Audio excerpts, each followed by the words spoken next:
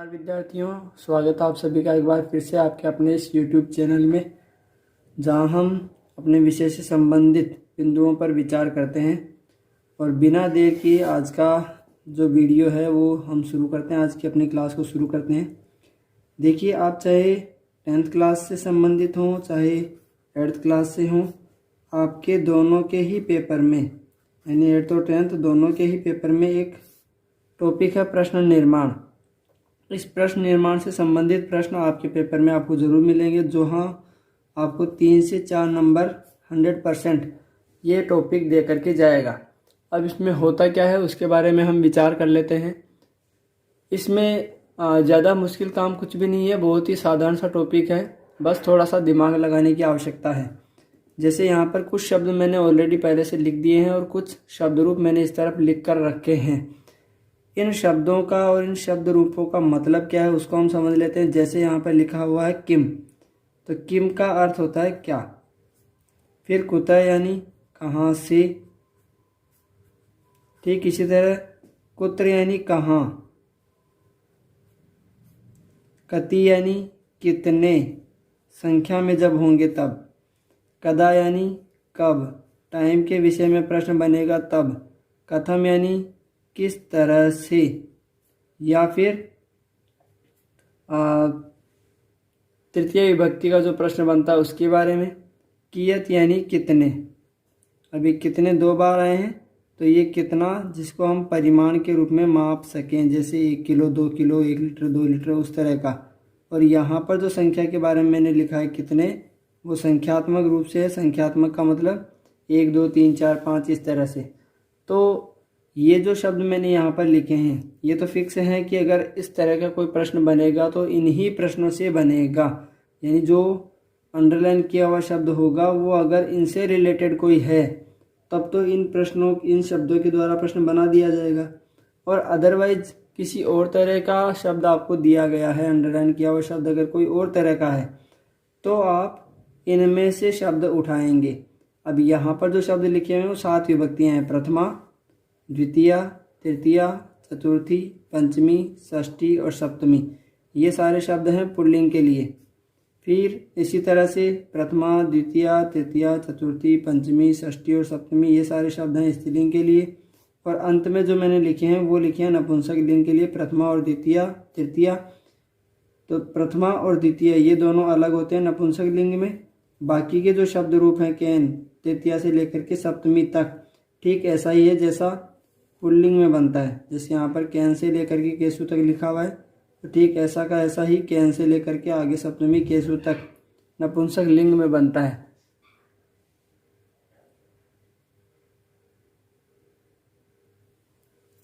अब जैसे कि कुछ उदाहरणों के द्वारा हम इसको समझने की कोशिश करते हैं।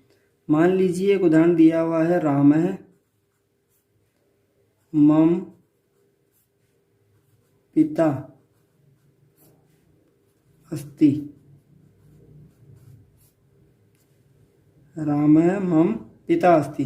अब इस जगह पर अगर अंडरलाइन किया हुआ शब्द राम है तो राम इस सेंटेंस का कर्ता है, पहली चीज। दूसरा, राम शब्द जो लिखा हुआ उसमें केवल ये विसर्ग जो है वो एक्स्ट्रा है। एक्स्ट्रा होने का मतलब कि अगर हम हिंदी में लिखते हैं तो राम लिखते हैं, उसमें केवल विसर्ग जुड़ा हुआ है। तो ठीक वैसे ही आप कह में विसर्ग जोड़ देंगे तो प्रश्न आपका बन जाएगा कह, अर्थात कौन। मम पिता अस्ति और आगे क्वेश्चन मार्क। अब अगर सपोज कीजिए यहाँ पर पिता शब्द को अंडरलाइन किया हुआ मिलता तो पिता शब्द की जगह को उसका प्रश्न क्या बन जाता, किम। किम क्यों, यहाँ पर लिखा हुआ है क्या है, तो राम मेरे क्या हैं, राम मेरे पिता हैं, ऐसा प्रश्न बन जाता। ठीक ऐसे ही अगर मम शब्द को अंडरलाइन किया हुआ मिलता, यहाँ समझने वाली बात है कि अगर मम शब्द को अंडरलाइन किया हुआ मिलता तो मम शब्द अस्मद शब्द का षष्ठी विभक्ति बहुवचन है। कौन सा, षष्ठी एक वचन है। तो ऐसे में ये जो षष्ठी शब्द एक वचन है, ऐसे में यहाँ पर षष्ठी कौन सा होगा, 1 2 3 4 5 और 6। तो प्रश्न क्या बन जाएगा, कश्य। राम कश्य पिता अस्ति, अर्थात राम किसके पिता हैं। तो वैसे तो सामान्य तौर पर अगर मान लो यहाँ मम की जगह कोई संज्ञा शब्द होता, संज्ञा शब्द का मतलब जैसे राम रामे मोहनस्य पिता अस्ति, तो ऐसे में तो हम प्रश्न आसानी से बना सकते थे कि रामे की जगह हमने क्या लिख दिया, कै लिख दिया अगर प्रश्न होता तो। मोहनस्य की जगह क्या हो जाता, कश्य हो जाता। पिता की जगह होता तो किम लिख देते, और आगे अस्ति जो क्रिया लिखी हुई है वो रहेगी ही रहेगी। और ठीक इसी तरह से अगर मान लीजिए तृतीय विभक्ति का कोई प्रश्न बनता, जैसे सह कलमेन पत्रम लिखती, तो इस जगह पर प्रश्न क्या बन सकता है, सह की जगह क्या हो सकता है, कह।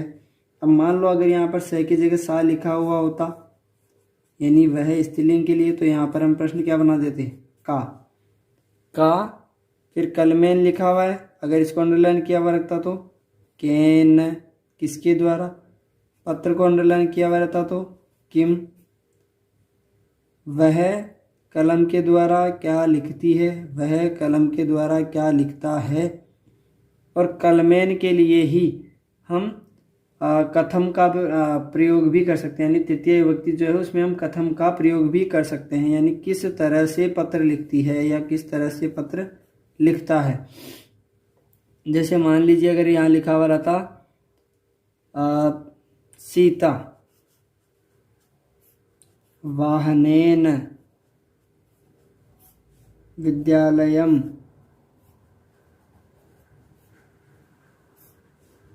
गच्छति।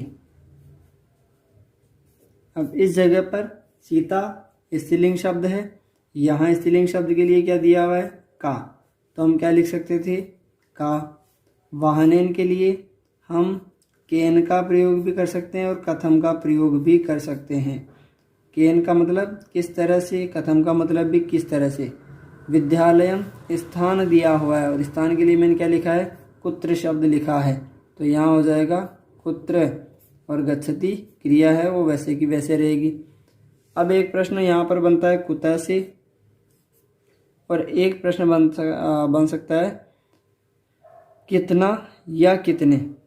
ठीक है, तो जैसे मान लीजिए प्रश्न लिखा हुआ आ गया, अहम ग्रामात गृहम आगच्छामि, मैं गांव से घर आता हूँ।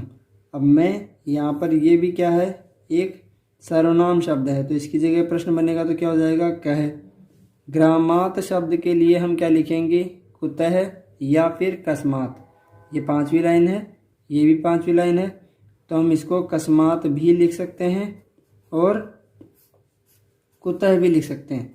यानी जब किसी एक स्थान से कोई चीज़ अलग हो रही है तो उसके लिए कुतः शब्द का प्रयोग किया जाएगा। कहाँ आ रहा है, गृहम, तो इसको हम लिखेंगे कुत्र। इन दोनों में फ़र्क समझना, जब किसी स्थान को कोई छोड़कर जा रहा है तो उसके लिए कुतः शब्द का प्रयोग होगा, और जहाँ जा रहा है या किसी स्थान विशेष में अगर मैं जुड़ा हुआ है तो वहाँ कुत्र शब्द का प्रयोग होगा।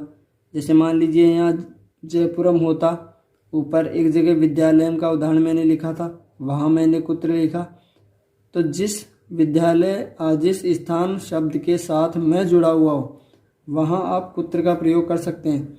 लेकिन जिसमें पंचमी जुड़ी हुई हो, ये ग्रामात जो है ये पंचमी विभक्ति है, पंचमी जिसमें जुड़ी हुई हो वहाँ पर आप या तो कस्मात का प्रयोग करेंगे या कुतः का प्रयोग करेंगे, और आगे क्रिया वैसे की वैसे रहेगी। तो क्या बन जाएगा, कह ग्रामात गृहम आगच्छामि। यह आगच्छामि जो है वो बाद में आगच्छति बन जाएगा। कौन घर से कौन गांव से घर आता है, और अगर आप इसको ऐसा बनाएं, अहम कस्मात गृहम आगच्छामि, मैं कहाँ से घर आता हूँ, या फिर अहम कुतः गृहम आगच्छामि, मैं कहाँ से घर आता हूँ। अहम ग्रामात कुत्र आगच्छामि, मैं घर से कहाँ आता हूँ। ठीक, तो मैं कहाँ से घर आता हूँ और मैं घर से कहाँ आता हूँ, दोनों में फ़र्क है। मैं कहाँ से घर आता हूँ और मैं घर से या मैं गांव से कहाँ, ये कुत्र जो शब्द है इसके लिए हो जाएगा कहाँ। मैं गांव से कहाँ, ये कुत्र के लिए कहाँ आता हूँ। तो जब कर्म यानी मैं अगर किसी स्थान विशेष में जुड़ा हुआ है तब तो हम यूज करेंगे कुत्र का। और अगर पंचमी विभक्ति दी है, जैसे भी यहाँ पर कस में यहाँ जो स्थान है उसमें कस्या शब्द भी आ सकता है, क्योंकि अगर वो स्त्रीलिंग होगा तो। जैसे स्त्रीलिंग कोई ऐसा शब्द ढूंढिए जिसमें जो स्थान का नाम भी हो, जैसे नगरी। नगरी शब्द जो है वो क्या है, स्त्रीलिंग शब्द है। तो अगर यहाँ पर प्रश्न बने या सेंटेंस बना हुआ हो, राम है नगर नगरिया, ये न, ये आधा न, ये पूरा न, ग आधा, और उसके बाद में कहाँ आता है, राम नगरी से उद्याने या उद्यानम आगच्छति। ये उद्यानम का मैं जो है वो क्या रहेगा, मैं यहाँ पर लिखा जाएगा। ठीक, अब राम की जगह अगर प्रश्न होता तो कहे नगरिया जो शब्द लिखा हुआ है, ये नगरिया शब्द क्या बन जाएगा, नगरिया शब्द क्या बन जाएगा। इसकी जगह अगर आपको प्रश्न बनाना हो तो कश्या बन जाएगा, और कश्या की जगह आप क्या लिख सकते हैं, इसको कुतः भी लिख सकते हैं, कहाँ से। उद्यानम की जगह कुत्र और आगच्छति। कहने का मतलब आप जिस शब्द से प्रश्न बनाना चाहते हैं उसकी जगह वही शब्द आ जाएगा। अगर राम से प्रश्न बनाना चाहते हैं तो कह, नगरी से तो कश्या भी लिख सकते हैं, कुतः भी लिख सकते हैं। ये कुतः तो देखो दोनों जगह सेम है, तो आप कुतः शब्द का यूज करके ज़्यादा फायदे में रहेंगे, क्योंकि आपको स्त्रीलिंग और पुल्लिंग का भेद पता करने की ज़रूरत ही नहीं है। अगर आप कुतः लिख देते हैं तो वो स्त्रीलिंग में भी काम आएगा, पुल्लिंग में भी काम आएगा। और अगर आप इन विभक्ति के चक्कर में पड़ गए तो आपको एक जगह अकस्मात लिखना पड़ेगा, एक जगह कश्या। तो मेरी राय तो आपको यही कि आप कुतः का प्रयोग करें जब आप पंचमी विभक्ति का शब्द देखें या किसी स्थान से अलग होने की अभिव्यक्ति हो रही हो किसी सेंटेंस में, तो आप वहाँ कुतः शब्द का प्रयोग करें। कहाँ जा रहा है तो कुत्र, और आगच्छति के लिए आगच्छति। ठीक है, उम्मीद है कि ये सारे सेंटेंसेस आपको समझ में आ गए होंगे। एक चतुर्थी के लिए और देख लीजिए, जैसे कसमें दिया हुआ है, ये खास तौर पर देखने वाली चीज़ है कि अहम द्विजाय, मैं ब्राह्मण के लिए गाम ददामी, मैं ब्राह्मण के लिए गाय देता हूँ। अब अहम की जगह तो हो सकता है कह, क्योंकि मैंने लिख दिया कि कर्ता जहाँ पर होगा वहाँ कह आ जाएगा। ये जो द्विजाय शब्द है इसके लिए आप काय मत कर देना, ये गलत है। चतुर्थी एक वचन में बनता है कसमई, तो यहाँ पर बन जाएगा कसमई। इसके लिए गाम की जगह गाम और ददामी। तो प्रश्न दो तरह से हो गए, मैं की जगह कह, द्विजाय गाम ददाती।